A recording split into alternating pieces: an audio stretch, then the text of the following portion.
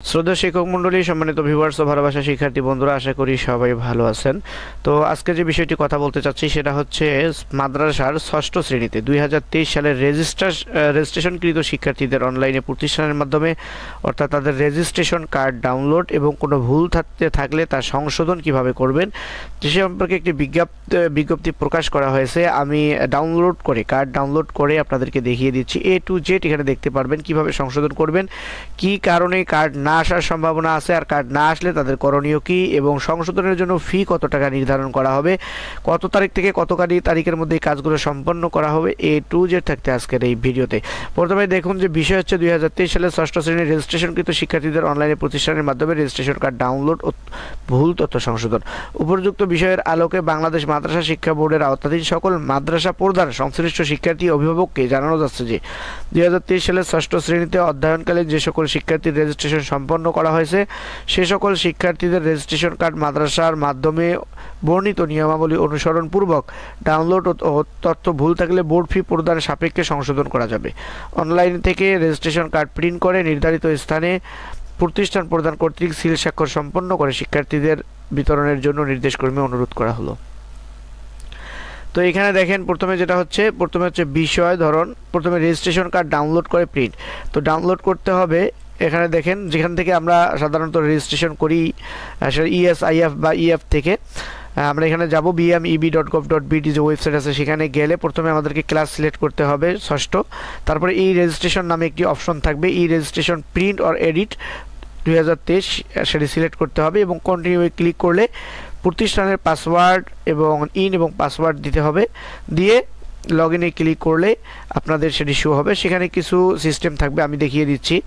আর registration number issue না হওয়া, যদি কোনো কারণে রেজিস্ট্রেশনকৃত শিক্ষার্থীদের রেজিস্ট্রেশন নাম্বার ইস্যু না হয় তাহলে তাদের করণীয় হচ্ছে তাদের কোন কারণে অর্থাৎ জন্ম নিবন্ধন যাদের নাই, জন্ম নিবন্ধন এন্ট্রি দেওয়া হয় নাই, তাদের কার্ডগুলো এখনও ইস্যু করা হয়নি, সেই ক্ষেত্রে তাদেরকে জন্ম নিবন্ধন নাম্বার এন্ট্রি দিয়ে কার্ড প্রিন্ট করতে হবে।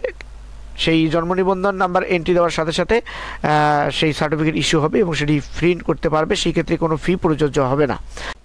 তারপরে রেজিস্ট্রেশন কার্ডের তথ্য সংশোধন। যদি রেজিস্ট্রেশন কার্ডটি ডাউনলোড করার পরে কোনো ভুল থাকে, নিজের নামে, বাবা মায়ের নামে, বয়সে এরকম কোনো যদি ভুল থাকে তাহলে সেই ক্ষেত্রে আপনাকে অবশ্যই 300 টাকা ফি পেমেন্ট গেটওয়ে সোনালী ব্যাংকের পেমেন্ট গেটওয়ের মাধ্যমে সোনালী ব্যাংকের পেমেন্ট গেটওয়ে বলতে শুধুমাত্র সোনালী ব্যাংকেই টাকা জমা দিতে হবে, ব্যাপারটা এরকম নয়। এটা নিয়ে অনেকের ভুল ধারণা আছে। সেটা হচ্ছে আপনি বিকাশ, নগদ, অর্থাৎ এক কথায় মোবাইল ব্যাংকিং এবং যে কোনো mobile banking, online card, dual currency card, এটা যে কোনোভাবে আপনি পেমেন্টটি করতে পারেন। সেই পেমেন্টটি গিয়ে বোর্ডের যে নির্দিষ্ট অ্যাকাউন্ট সেখানে জমা হবে সোনালী ব্যাংকের পেমেন্ট গেটওয়ের মাধ্যমে। অর্থাৎ সরকারি যত ফি আছে এই ফিগুলো সোনালী ব্যাংকের পেমেন্ট গেটওয়ের মাধ্যমে সরকার গ্রহণ করে। সেজন্য আপনি যে কোনো মোবাইল ব্যাংকিং অথবা অনলাইন ব্যাংক থেকে দেন, আপনার সেটা কোনো সমস্যা নেই, আপনি পেমেন্ট করতে পারবেন। সেই প্রসেসটি আমি অবশ্যই দেখিয়ে দেবো আপনাদেরকে, সেই জন্য ভিডিওটি স্কিপ করবেন না, একটু ধৈর্য সহকারে দেখুন, এটা করবেন। এরপরে গিয়ে আপনাদেরকে কিউআর কোড স্ক্যান করে রেজিস্ট্রেশন কার্ড যাচাই। এই যে কার্ডটি ভবিষ্যতে যদি কখনো কারো ভুয়া মনে হয় তাহলে যে কিউআর কোডটি রেজিস্ট্রেশন কার্ডে দেওয়া থাকবে সেই রেজিস্ট্রেশন কার্ডের কিউআর কোডটি স্ক্যান করলেই আপনি সেই কার্ডটি সঠিক না বেঠিক অনলাইন তথ্যগুলো দেখতে পারবেন। এই হলো কথা। তো পরবর্তীতে আপনি যদি অনলাইন থেকে সার্টিফিকেটটাও ডাউনলোড করতে চান বা এরকম সিস্টেম সম্ভবত কিউআর কোডটি স্ক্যান করলে পারবেন, এটার কোনো নির্দিষ্ট সীমা নেই, আপনি যে কোনো সময়, যে কোনো সালের যে কোনো সময় আপনি সেটা করতে পারবেন। আবারও বলে দিচ্ছি, আপনাদের রেজিস্ট্রেশন কার্ড ডাউনলোড, প্রিন্ট বা যাবতীয় কাজগুলো 17/2/2025 তারিখে হতে ডাউনলোড করা যাবে। আর আপনার অত্র বোর্ডে রেজিস্ট্রেশন নাম্বার ইস্যু না হওয়ার কারণে আপনার জন্ম নিবন্ধন এন্ট্রি করার তারিখ হচ্ছে 15/3 অর্থাৎ মার্চের 15 তারিখের মধ্যেই কাজটা আপনাকে কমপ্লিট করতে হবে। আর যদি কোনো ভুল থাকে রেজিস্ট্রেশন কার্ডের তথ্য সংশোধন করতে হয়, নিজের নাম, বাবার নাম এখানে লিখে দেওয়া আছে, শিক্ষার্থীর নাম, জন্ম তারিখ, ছবি এবং পিতামাতার নাম এর আবেদন করা যাবে। সংশোধনের বোর্ড ফি 300 টাকা দিয়ে সংশোধন করতে হবে। সেই ক্ষেত্রে আপনাকে জন্ম তারিখ এগুলো অর্থাৎ ছবি সংশোধন করার জন্য কোনো বিলম্ব করতে হবে না।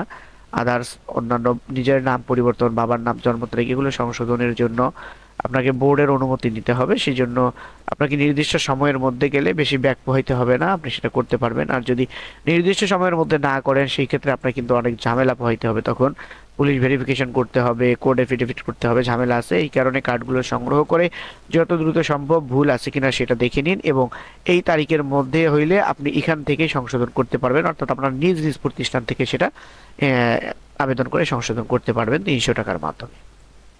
চলুন আমরা এবার কিভাবে ডাউনলোড, প্রিন্ট, সংশোধন করব সেই প্রসেসে চলে যাই। আমি আবারও মাদ্রাসা বোর্ডে ঢুকে যাচ্ছি।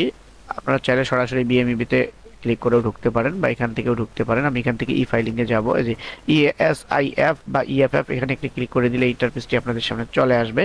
তো এখান থেকে আপনি যেটা করবেন, প্রথমে দেখেন যেহেতু ক্লাস 6 এর কার্ড ডাউনলোড করব, সেহেতু ক্লাস 6 ই রেজিস্ট্রেশন প্রিন্ট এডিট, এখানে একটি ক্লিক করে দিয়ে এখানে 23 সিলেক্ট করবেন, কন্টিনিউ ক্লিক করে দেবেন।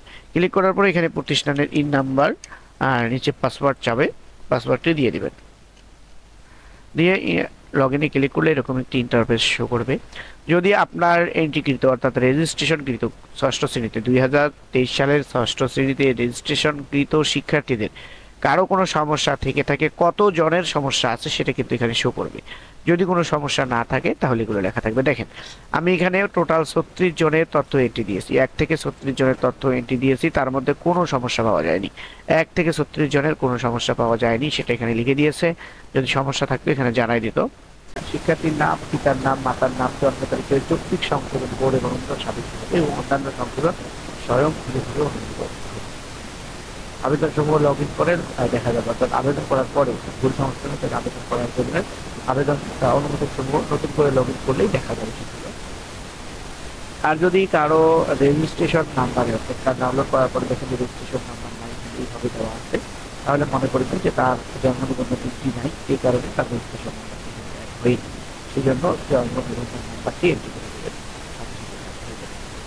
তো আমরা এখন ডাউনলোড করে দেখবো যে কিভাবে ডাউনলোড করতে হয়। সেই জন্য এখানে দেখেন, এখানে ইএসআইএফ সিরিয়াল নাম্বার এন্ট্রি করুন, 5 থেকে 10 বা 1 থেকে 10, 2, 4, এভাবে আপনি যত নাম্বার থেকে যত নাম্বার করতে চান বা যত নাম্বারের জন্য করতে চান, 8 জনের জন্য আপনি এখানে সর্বোচ্চ একবারে 8 জনের তথ্য দিতে পারেন। 8 জনের বেশি না দেওয়ার, বা 1 থেকে 10 জনের জন্য, তারপরে 2, 5, 8, এভাবে 8 জনের জন্য, মানে এভাবে আপনি যেভাবে কত নাম্বার থেকে কত নাম্বার সিরিয়ালটা ডাউনলোড করতে চাচ্ছেন সেই সিরিয়াল নাম্বার।